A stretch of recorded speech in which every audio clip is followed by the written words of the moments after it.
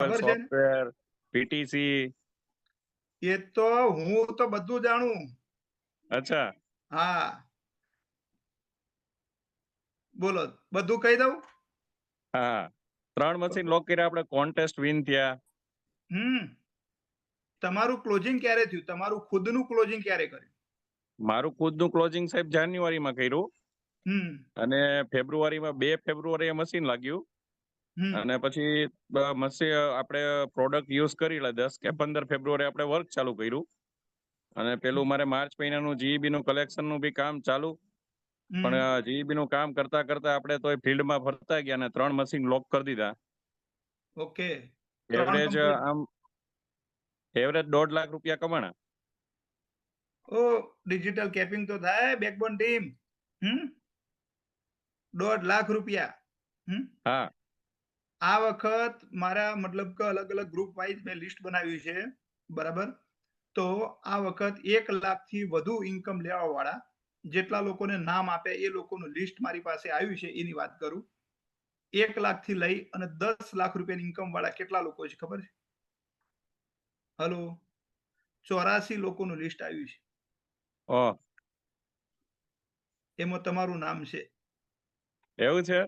હા, ભગીરથભાઈની ટીમનું જે લિસ્ટ આવ્યું એમાં તમારું નામ છે. Okay, thank you sir. હા, અને આ નામ એક જ વખત નથી રાખવાનું. રહેશે રહેશે. પહેલા ધોરણમાં પહેલો નંબર આવ્યો હોય ને તો બીજા ધોરણમાં પહેલો નંબર આવવો જ જોઈએ, બીજામાં આવે તો ત્રીજામાં પણ હોવો જોઈએ.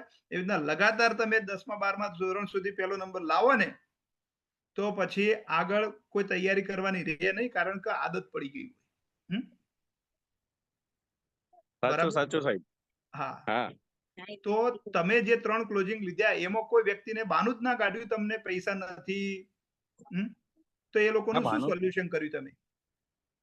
સાહેબ કોઈને મેં ગોલ્ડ લોન કરાવી નાખી. હમ અમુક તો સીધું પ્લાન ને પ્રેઝન્ટેશન થયું એટલે ત્રીજા ચોથા દિવસે પેમેન્ટ જ આપ્યું સીધું. એવા કોણ છે જેને ત્રીજા દિવસે એવા તરત પેમેન્ટ આપી દીધું એવા? હા, મારા ફ્રેન્ડ છે સાહેબ. હવે એમના ઘરે છે ને પેલી આજે છે ને પેલું પૂરી થઈ એમના ઘરે ભાગવત સપ્તાહ હતી. હમ હા, એટલે આજે એમના ઘરે ભાગવત સપ્તાહ પૂરી થઈ છે. હવે 2 કે 3 દિવસમાં એમની નીચે સીધું કામ ચાલુ થઈ જશે, એટલે એપ્રિલમાં કમસે કમ એના 3 મશીન લોક કરી નાખ્યા છે અમે. સીધું પેમેન્ટ બરાબર. જ આવશે. ઓકે,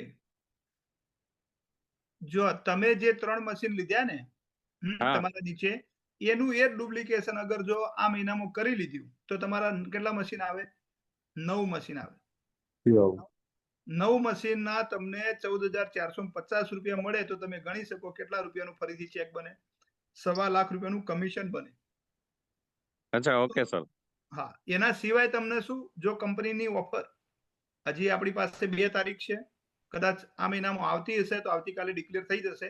જો નહીં આવતી હોય તો આપણે કમિશન તો આવવાનું જ છે, હા, બરાબર? બરોબર બરાબર. તો એ પ્રમાણે આપણો લાખ રૂપિયા ઉપરનો ચેક કાયમિક માટે આપણો નીકળે. તો બરાબર. એની તૈયારી આપણે કરવાની છે. આપણે જે 3 કર્યા છે ને એ 3 હા વ્યક્તિઓનો આપણે એના નીચે 3 કરાવવાના છે. Sir, sure. Okay, done. Okay, done done. Thank you Dineshbhai. Okay sir, okay, thank you.